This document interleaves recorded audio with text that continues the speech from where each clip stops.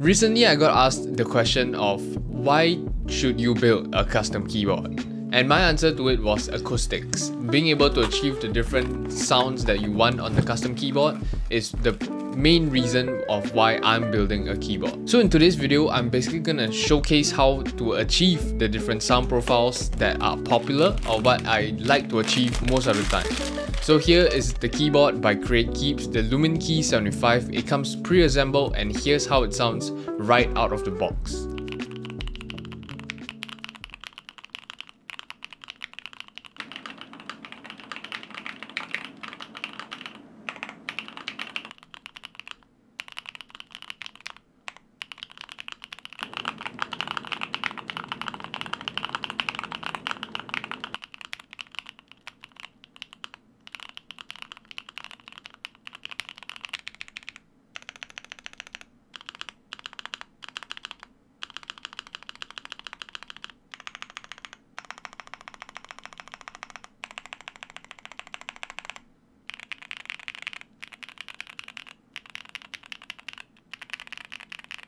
If you have been following the channel recently, you should notice that I have been reviewing some pre-assembled boards recently because the pre-assembled boards nowadays are getting way too good. Like this Lumen Key 75, it's way too amazing. The stabilizers, this time around the stabilizers are perfect.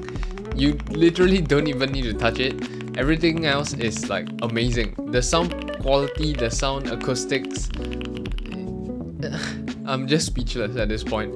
Pre-assembled boards are getting way too good. But to introduce this board to you, this is the Lumen Key 75. It is a 75% mechanical keyboard with a full CNC aluminum case and brass weight. It comes both in an assembled version and a bare bones version. So you have a choice. I decided to go with assembled because, you know, check out how well they are doing the pre-builds. Alongside the board, you will also receive a braided USB-C cable. The main things going for the board is its weight and that brass weight adding to the acoustic. You know, there's also foam being used, I'm pretty sure, because the sound it achieved is really on that deep PE foam side of things. The build in general, I feel, is quite balanced. It is really nice. It is not too heavy, but it still has a good amount of weight to it. It has a 7-degree typing angle. I think my phone has some sort of problem. At the top right hand side, there is also a scroll wheel. You can program it to anything you want to program it to via VIA or QMK. One thing good about this custom keyboard, it is also compatible with Mac and Linux, something you don't really see in the custom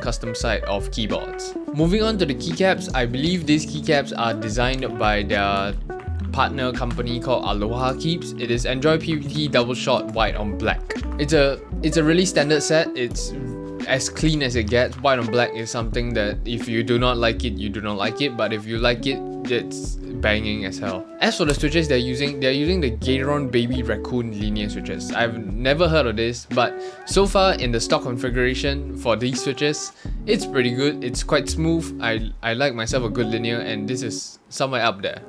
Something to nitpick on is I would probably say that white on black doesn't really go well with that creamy color on that case, you know, but the one that they have in black with the white on black looks really clean. So as I mentioned at the beginning of the video, I'm gonna try to achieve clack and try to achieve thock on this keyboard with the change of switches, change of foam configuration and stuff. So after removing the keycaps and switches, I removed the 8 screws at the back. So the first profile we are trying to achieve is the clacky sound profile. I'm going to remove both the case foam and the PCB foam. Those two foams are really more for a thocky or deeper side of a sound profile. These clacky switches were made by Owl Lab. I believe they're called the neon switches. I'm actually just gonna fill up the important and necessary keys to achieve that clacky sound profile. But as you can see, they are using a polycarbonate plate. It is gasket mounted with gasket socks. The PCB is a 5-pin south-facing hot swappable PCB. If you don't know what hot swappable means, you can basically remove switches and put in new switches or any kind of new switches into that PCB whenever you want, without soldering or desoldering anything. For the stabilizers, they're actually using the Gateron stabilizers. I don't really use these, but apparently it's really good based off the results that they're giving out, right? So here's how it sounds after the clacky configuration.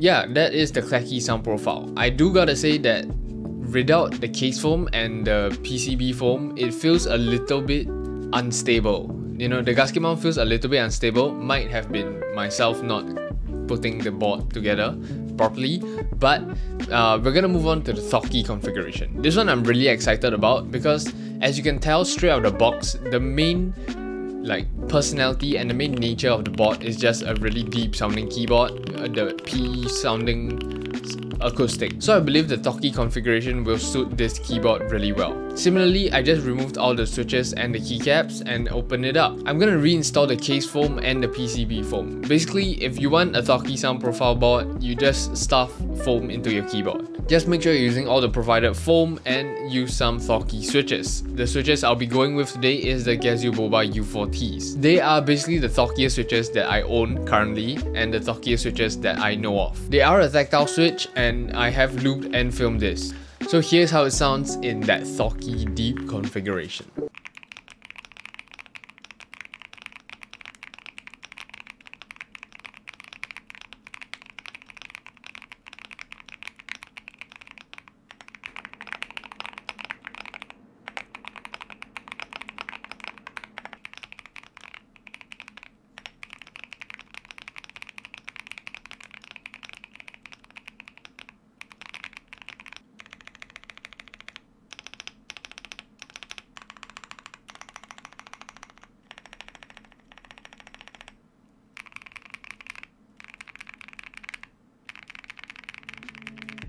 Hella Thock, right? It's really Thocky. As I mentioned before in some videos beforehand, keyboards by themselves already have that certain personality, and you adding switches to it is just bringing out that personality.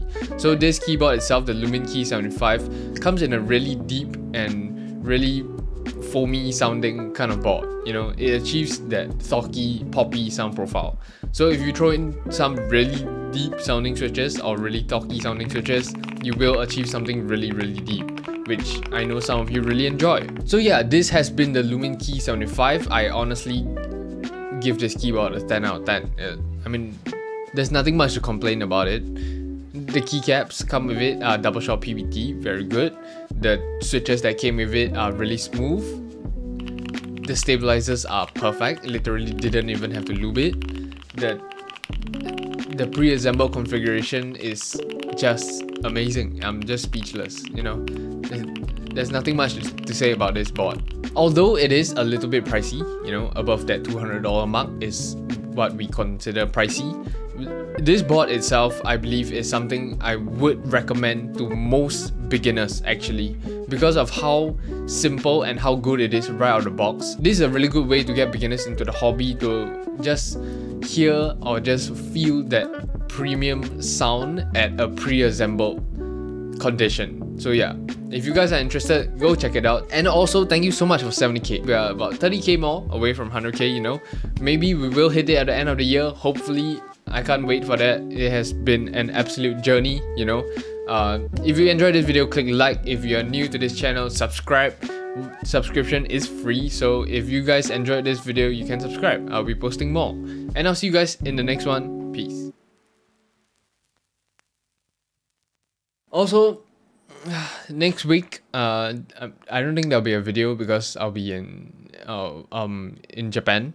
So I couldn't prep enough videos for the 2 weeks that I'm in Japan. So next week probably no video, but I might have a YouTube shot of a TTC new switch. So yeah, you can look out for that. But yeah, videos will come back normally after the 20 what? 23rd. Videos should come back on the 23rd. Yeah. Thank you so much for your support, guys. Bye.